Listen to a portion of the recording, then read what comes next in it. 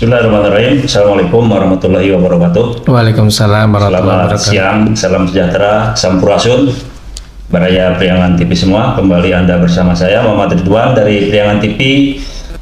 Dalam podcast Priangan TV kali ini saya sajikan berbagai informasi terkait dengan isu-isu aktual, bukan saja di wilayah Priangan Timur, tapi juga mungkin menyangkut isu-isu secara nasional. Dan kebetulan saat ini terkait dengan persoalan urusan haji dan umroh yang baru kemarin saja ditetapkan Undang-Undang Haji. Dan bersama saya telah hadir narasumber Ustadz Sandra Yusuf. Beliau adalah Direktur Idrisyah Tour and Travel. Kemudian juga alhamdulillah beliau ditugasi untuk mengemban amanah sebagai Ketua DPD Sapuhi Jawa Barat. Jadi DPD Sapuhi Jawa Barat itu Syarikat Penyelenggara Umroh dan Haji Indonesia Jawa Barat. Selamat siang. Selamat siang, Sandra Yusuf. Selamat siang. Betul ya, sebagai direktur ya. Alhamdulillah. Nah, ini berarti beliau memiliki kapasitas yang sangat memadai dan memang banyak hal yang ingin disampaikan oleh Ustadz Sandra Yusuf ini terkait dengan lahirnya Undang-Undang Haji, dan kemarin yang sempat ramai itu terkait dengan umroh mandiri ya. Betul, Pak Ridwan. Umroh mandiri. Nah, saya ingin tahu nih Ustadz, terkait dengan umroh mandiri itu seperti apa sih? Oke. Soalnya masyarakat juga masih belum tahu semua ya tentang umroh. Nanti kita sebelum bicara dampak-dampaknya terhadap kondisi di daerah. Oke. Siap. Baik. Terima kasih. Assalamualaikum warahmatullahi wabarakatuh.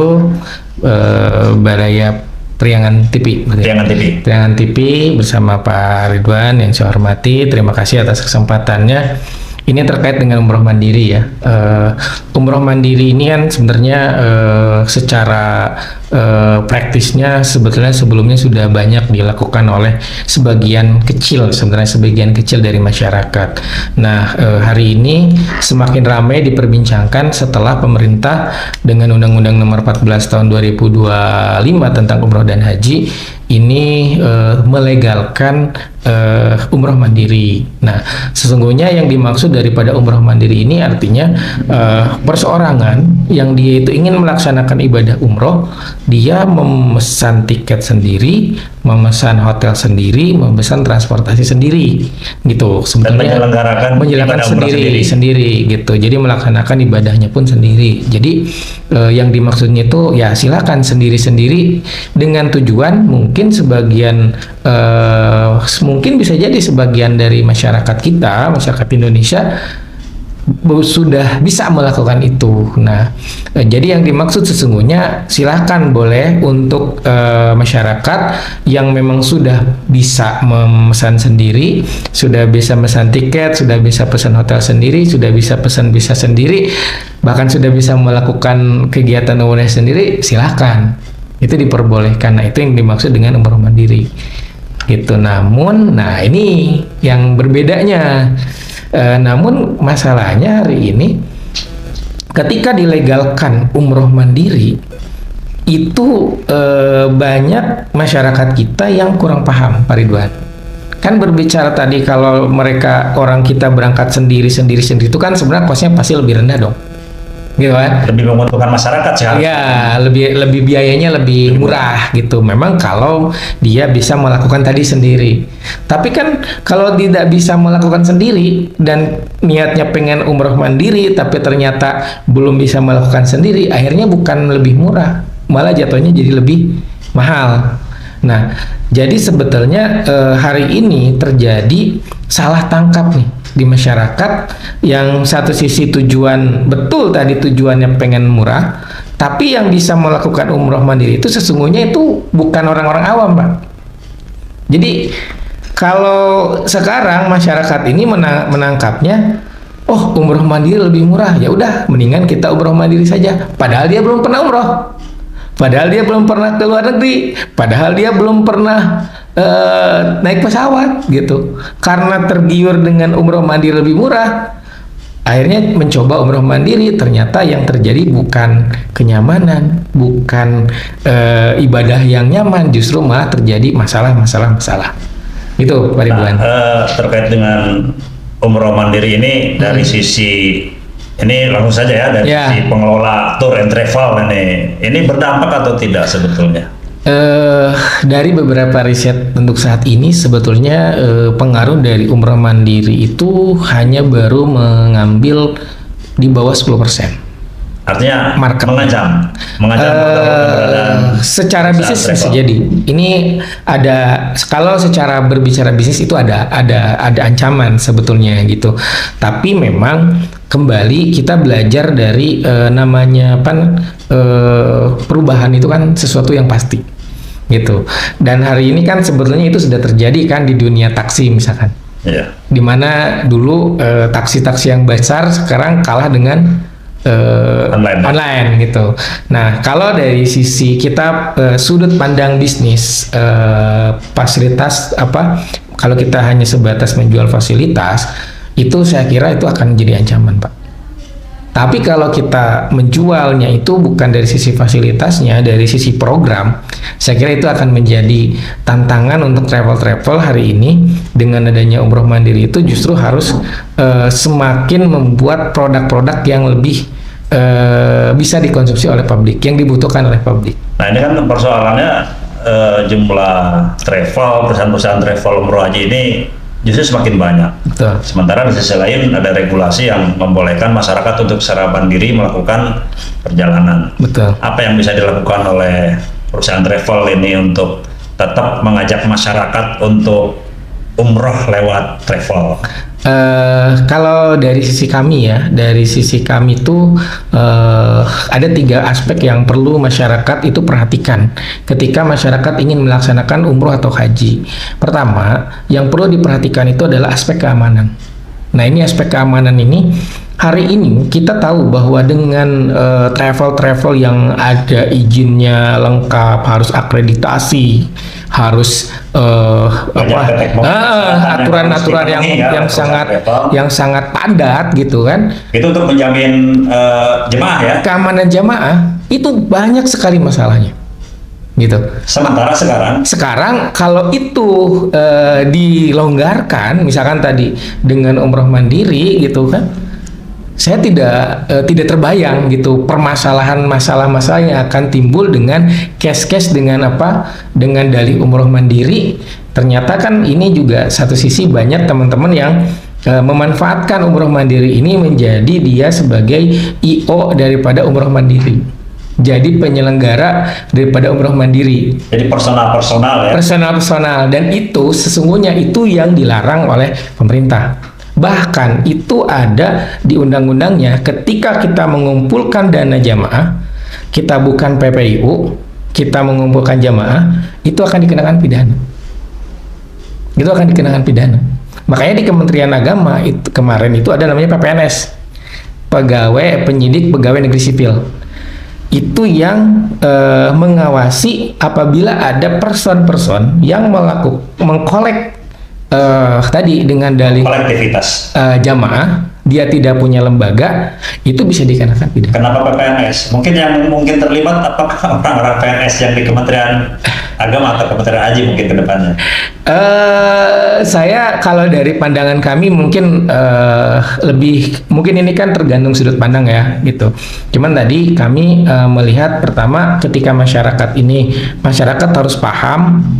Ketika sekarang ini dilegalkan umroh mandiri, yang harus digarisbawahi, dan sesungguhnya memang ini belum final karena belum ada juklak teknis turunan dari undang-undang ini. Masih gelondongan ya. Masih gelondongan, betul gitu. Cuman tadi karena respon masyarakatnya ini dan mayoritas kan mungkin Gen Z ya, dengan kesadaran media sosial, akhirnya ini jadi seolah isu besar yang menjadikan tidak sedikit masyarakat awam yang ingin berangkat ke Baitullah, yang niat umroh, akhirnya dia memilih, wah saya umroh mandiri aja gitu, saya mau umroh mandiri aja.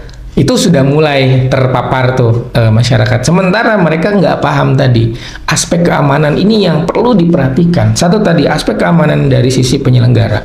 Yang kedua aspek keamanan dari sisi jamaah. Coba Pak Ridwan, kita kan mau berangkat ke negara orang, gitu kan? Aturan di Indonesia dengan Saudi sama nggak? Nggak sama kan?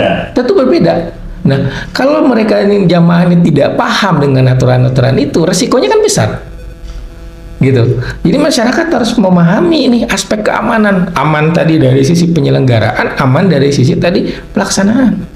Jangan sampai ngejar harga murah ternyata dia kejeblos gitu. Nah itu dari sisi aspek keamanan. Yang kedua dari aspek kenyamanan, Pak. Ini punten, kan masyarakat kita tuh kan belum banyak masyarakat yang apa namanya kalau FOMO ya, FOMO. Jadi ketika ini umroh mandiri ikut umroh mandiri gitu.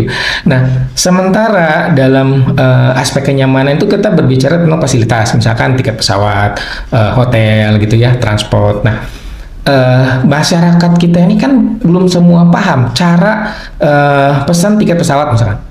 Tiket pesawat itu kan bisa murah dengan catatan misalkan dia tidak bawa bagasi. Atau dari awal cara membuat visa dan paspor misalnya. Iya, dari mulai tidak tadi. Semua orang tahu itu. Tidak semua orang tahu cara bikin paspor satu itu. Oke, misalkan bikin paspor bisa lah datang ke imigrasi.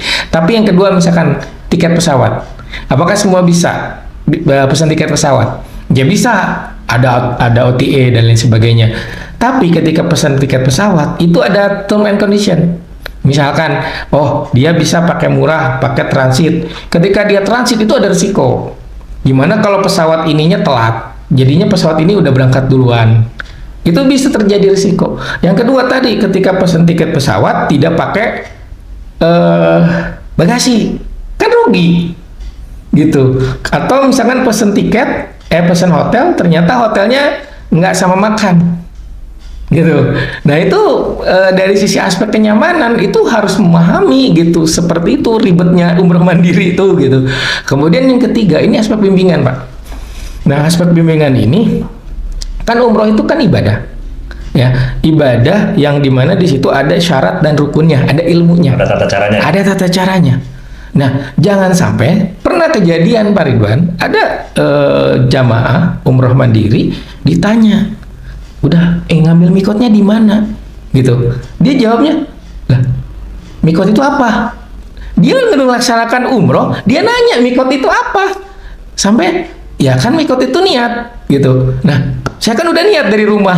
Nah ini kan ilmunya, jangan sampai nanti karena ngejar ke sana, pengen ke sana dengan harga murah, tadi keamanan tidak diperhatikan, kemudian tadi yang kedua aspek kenyamanan juga kurang diperhatikan, akhirnya dia kejeblos. Yang ketiga yang paling penting ini aspek bimbingan ibadah. Nah ini yang jangan sampai sudah mengeluarkan biaya, sudah mengorbankan waktu, sudah mengorbankan tenaga, ternyata ibadahnya tidak sesuai dengan syariah. Rugi gitu ya.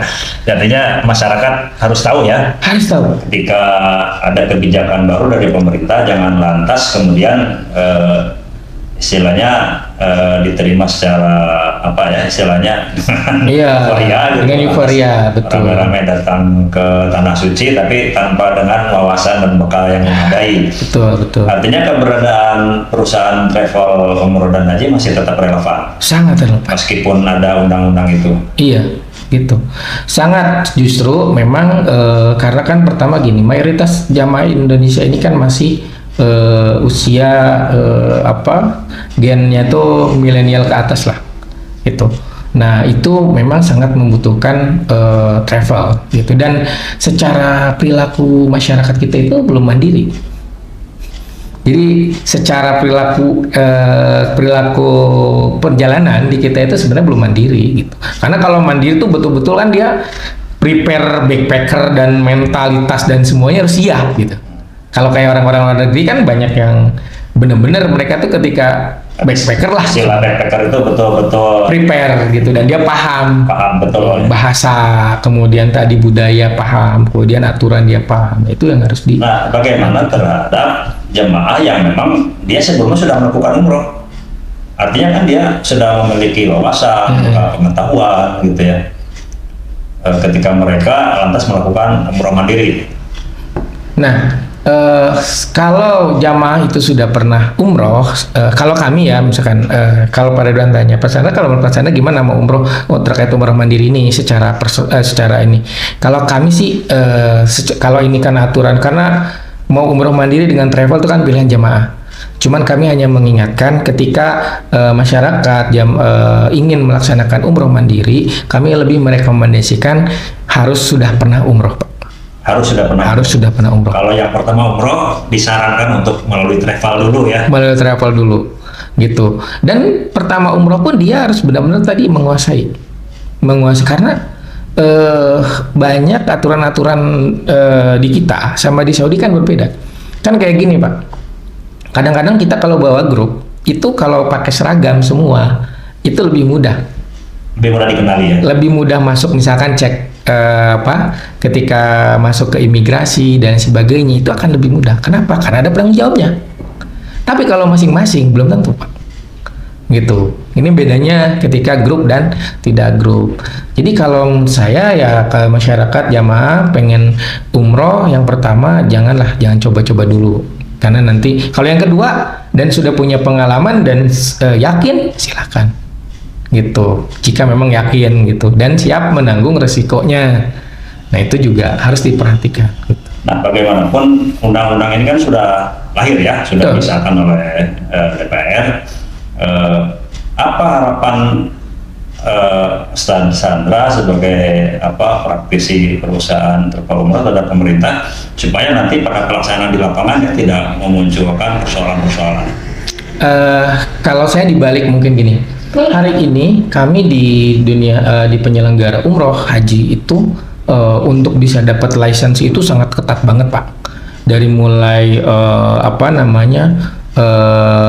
ada asesmen, kemudian ada syarat-syarat yang harus kita penuhi, bahkan pajak dan sebagainya. Itu kan sangat, bahkan ada akreditasi setiap tahun gitu kan. Sertifikasi pengelolanya gitu, sertifikasi itu sangat ketat sekali. Nah, kita sekarang balik Pak. Silakan masyarakat yang akan umroh mandiri, silakan itu hak dan negara boleh memfasilitasi itu, tapi dengan catatan negara harus membuat juklak dan jusnis yang ketat, bahkan harus lebih ketat daripada umroh dengan travel. Kenapa? Karena ini tidak ada penanggung jawabnya. Coba kalau travel ya, kami travel misalkan jamaah hilang kabur, didenda Pak. Jamaah nggak balik itu denda Pak. Nah ini masyarakat yang ingin umroh mandiri silakan, tapi juklak juknisnya atau tadi persyaratannya ini harus diperketat sehingga yang betul-betul memenuhi syarat pengen umroh mandiri itu ya betul-betul ada dia valid gitu, punya kemampuan lah. Jadi secara tidak langsung ini Ustaz Chandra ini menyampaikan bahwa dengan umroh mandiri kalau negara tidak bisa memperketat pelaksanaan ada potensi kerawanan di situ. Sangat. Kerawanan tersesat, mungkin dia terlunta-lunta atau tertahan di negara orang. Betul. Ya. Ada potensi kerawanan. Ada potensi itu. Nah kemudian tadi terkait dengan adanya kekhawatiran ya potensi untuk personal nih yang melakukan upaya kolektivitas jemaah personal yang istilahnya mengkomersilkan ya. Nah, sebetulnya seperti itu ya. Betul. Ini perlu edukasi loh ke masyarakat, biar masyarakat ini harus tahu ketika ada orang yang mengajak untuk umroh bareng ini apa yang harus dipahami oleh masyarakat ini. Oke. Jadi pertama kalau saya jika memang Bapak Ibu sahabat-sahabat semua ada yang ngajak umroh bareng dan itu tidak mempunyai legalitas dan tidak kenal, mendingan jangan. Karena ketika pertama gini, kalau dari sisi aspek hukum itu tidak boleh. Itu masuk dalam ranah pidana. Kalau dia komersil kan? Iya. Kalau tidak komersil? Ya sama. Yang namanya mengumpulkan uang jamaah untuk umroh, gitu kan? Oh tidak boleh ya? Tidak boleh. Itu hanya hak untuk PPIU, gitu. Bahkan untuk yang non PPIU, travel tidak punya izin PPIU, kemudian mengumpulkan dana masyarakat untuk umroh itu pun tidak boleh. Jadi mandiri di sini artikan murni betul-betul segera dilakukan pengeluarannya sendiri. Tidak boleh melalui personal tertentu. Iya, gitu. Nah ini masyarakat yang harus tahu ini. Betul. Nah itu bahkan kerugiannya ketika dana itu masuk ke personal itu, kemudian itu siapa yang akan tanggung jawab? Ada potensi penyimpangan juga, kerawanan juga ya. Sangat. Dengan travel umroh saja banyak. Dengan travel aja banyak gitu kan yang tidak amanah, apalagi dengan personal. Kita balik gitu logika berpikirnya. Ya. Ini kebetulan ini Ustaz Chandra ini juga sebagai ketua DPD loh. Jadi artinya potensi daerah yang berkiprah di tingkat regional Jawa Barat. Ketua DPD SAPUHI tadi saya sampaikan ya. SAPUHI itu Serikat Penyelenggara Umroh dan Haji Indonesia. Ini sikap DPD SAPUHI terhadap lahirnya undang-undang haji kaitan dengan umroh mandiri itu bagaimana? Sampai saat ini sebenarnya kami masih menunggu turunan dari undang-undang ini secara resmi itu, karena tadi kita belum bisa membaca secara utuh maksud daripada undang-undang ini dengan turunan misalkan KMA atau peraturan menteri sampai ke hal teknisnya. Itu sebetulnya secara sikap kami masih nunggu itu. Cuman secara praktis di lapangan kami terus melakukan edukasi kepada masyarakat, karena ingat yang kita lakukan, kami juga di sisi anggota-anggota SAPWI sepakat bahwa penyelenggara umroh haji itu ada dua aspek yang harus diperhatikan. Pertama, bukannya sebatas aspek muamalah tadi secara bisnis, yang kedua juga harus diperhatikan aspek ubudiyah yang tadi, ritual ibadahnya yang paling penting. Iya, itu yang harus yang menentukan mabrur atau ya, tidaknya dia. Betul, itu jadi perhatian kami, sehingga tadi kami tidak terlalu merasa terancam dengan umroh mandiri. Ini justru challenge untuk meningkatkan kualitas dari layanan anggota-anggota kita dan juga kualitas program-program yang kita berikan kepada masyarakat. Nah, ini yang sedang kita tingkatkan gitu. Jadi kalau kami pertama dengan adanya undangan ini kami masih menunggu. Tidak ada upaya proaktif mungkin beraudiensi ke kementerian untuk menyampaikan pokok-pokok pikiran ini kepada pemerintah? Alhamdulillah kalau untuk hal itu kami di DPP sudah menyampaikan beberapa aspirasi kita, terutama tadi perlu diperhatikan aspek keamanan. Ini yang paling penting, di mana tadi ketika hari ini negara ingin hadir dengan orang-orang yang sudah punya kapasitas melaksanakan umroh secara pribadi, tapi negara juga harus hadir melindungi orang-orang yang belum mempunyai kapasitas umroh mandiri ikut umroh mandiri. Nah, ini harus negara harus hadir juga gitu. Jangan negara hanya hadir secara orang-orang yang mempunyai kapasitas melaksanakan umroh mandiri tadi, tapi orang-orang yang tidak mempunyai kapasitas ini yang akhirnya ikut hanyut dengan kegiatan umroh mandiri, akhirnya dia jadi korban. Nah, ini yang mungkin kami lebih concern di hal itu. Baik, terakhir kan mungkin ada yang perlu disampaikan kepada masyarakat khususnya calon jemaah, dan yang kedua mungkin ada yang perlu disampaikan juga kepada pemerintah terkait dengan kebijakan umroh mandiri ini. Silakan Tan. Oke, yang perlu diperhatikan bagi masyarakat itu tadi kami perlu mengingatkan bahwa terkait dengan umroh itu yang perlu diperhatikan 3 aspek tadi. Yang pertama adalah aspek keamanan untuk masyarakat sendiri, keamanan dari sisi pelaksanaannya, kemudian keamanan dari sisi dana yang kita miliki sebelum dan sesudah ketika pelaksanaan umroh itu sendiri. Yang kedua adalah aspek kenyamanan. Nah, aspek kenyamanan ini yang perlu diperhatikan adalah ketika kita membeli fasilitas-fasilitas, entah itu tiket pesawat ataupun hotel ataupun transportasi, itu pastikan kita memahami semua itu dan apa saja yang kita dapatkan dari layanan-layanan itu harus diperhatikan. Yang ketiga adalah aspek yang sangat penting dalam pelaksanaan umroh adalah bimbingan ibadah. Karena tata cara ibadah. Karena kalau kita mengembalikan kepada sejarahnya, Rasul itu ibadah umrohnya berjamaah. Ya, ibadah umrohnya berjamaah membimbing para sahabat gitu. Jadi sesungguhnya ya umroh sendiri, mandiri sendiri bisa sah. Tapi pelaksanaan tetap berjamaah. Iya, gitu. Mungkin sendiri. Iya. Nah, yang harus diperhatikan dari sisi aspek bimbingan ini kan nanti terkait dengan sah atau tidaknya ibadah, diterima atau tidaknya ibadah. Jangan sampai tadi kita fokus di dalam 2 hal, misalkan tentang fasilitas, kita berbicara tentang harga yang murah gitu ya. Ya kita nggak mikirin nih masalah bimbingannya. 3 hal itu yang harus diperhatikan oleh masyarakat. Kemudian kalau yang untuk pemerintah, kami lebih ingin kita sama-sama lah. Artinya tadi jika memang pemerintah itu hadir untuk orang-orang yang memang punya kapasitas dan pengen umroh dengan kemampuannya mengelola sendiri, itu silahkan. Tapi juga tolong pemerintah juga harus hadir untuk penyelenggara ibadah umroh yang ada saat ini. Hari ini penyelenggara umroh dengan segala persyaratan dan akreditasi dan lain sebagainya gitu ya. Nah, tolonglah misalkan yang penyelenggaranya secara regulasi lebih diluaskan, dilonggar, kemudian secara regulasi untuk yang umroh mandiri itu diperketat. Jadi dibalik.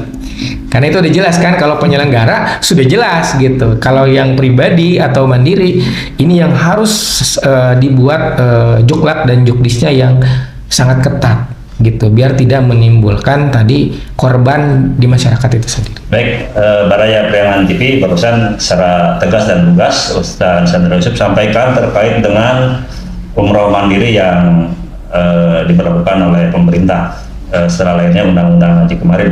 Mudah-mudahan apa yang disampaikan oleh Ustaz Chandra Yusuf barusan memberikan bekal wawasan kepada kita semua, sehingga kita lebih berhati-hati dalam menyikapi kebijakan dari pemerintah. Demikian dari saya. Wabillahi taufiq wal hidayah. Assalamualaikum warahmatullahi wabarakatuh. Waalaikumsalam warahmatullahi wabarakatuh.